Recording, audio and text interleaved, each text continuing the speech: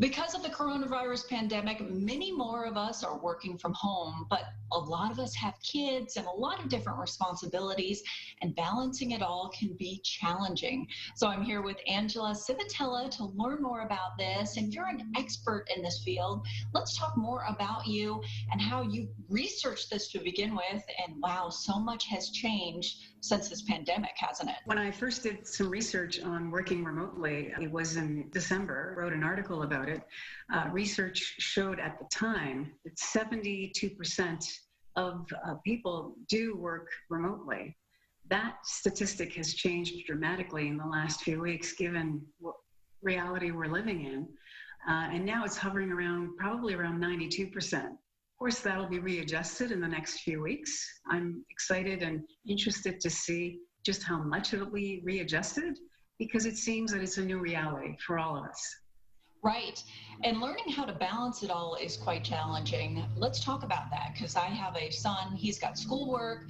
Fortunately, my husband can work from home as well, but there is a lot of noise that we can all create together, and we can accidentally distract each other.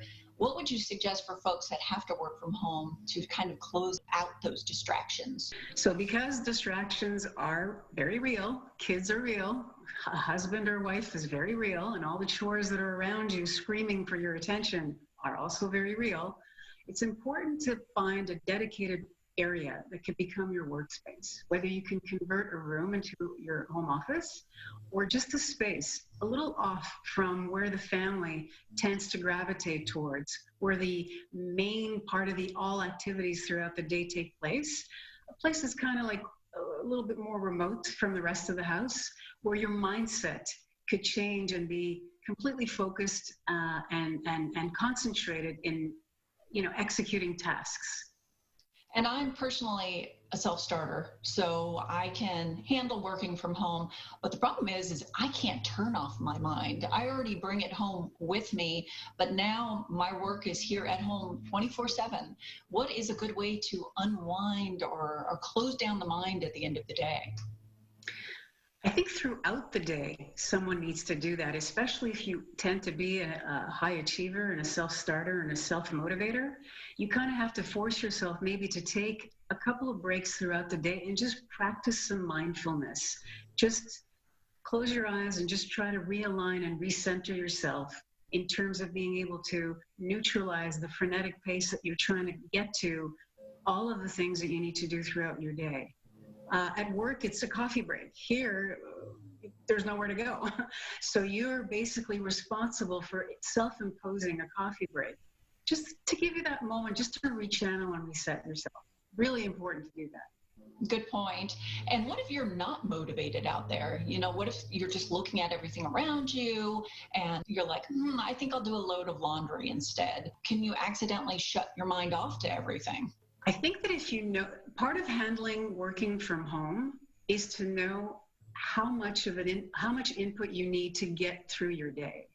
So some people may need a lifeline. So I would suggest connect with other coworkers. Ask them what they're doing. Ask them how they're getting through their schedules. See what type of results they're getting and the commitments that they have that they need to execute within a week. Or perhaps create a lifeline with your department head, someone that needs to hold you accountable for the work that you need to deliver. Just find a spot or someone or something that keeps you connected, engaged in what it is that you need to do. The chores, they need to be handled like they're handled when you're at work. There's time for chores. It's on the weekend or sometime after you get your work done. I mean, obviously, this is a hard time for everyone, but do you think this will actually be a good lessons for employees and employers out there that things can be accomplished from home and maybe even work toward some people working from home for the future? I think it's definitely our new reality. I don't think in the very near future, people are going to just be able to go back to work and things will be just like they were pre-COVID. I think this new skill set that we're all learning, and that is to work remotely, is definitely going to be used, especially in large organizations where they need to retransition employees slowly back to the office. there's going to be a few steps that are going to have to take place before the full workforce is reintegrated back into work. So remote working is definitely a reality that's here to stay for a long time. And Angela, you are a very successful person and you have some great advice to give. You have a website if folks want to learn more about the tips we discussed today, right? Absolutely. Please have everyone that would be interested in knowing more go to www.intinde.com. I'd love to get emails. I'm at angela@intinde.com. I'm on LinkedIn, Instagram. I could be found just about anywhere. Well, thank you so much for joining us, and we'll be right back. Attention.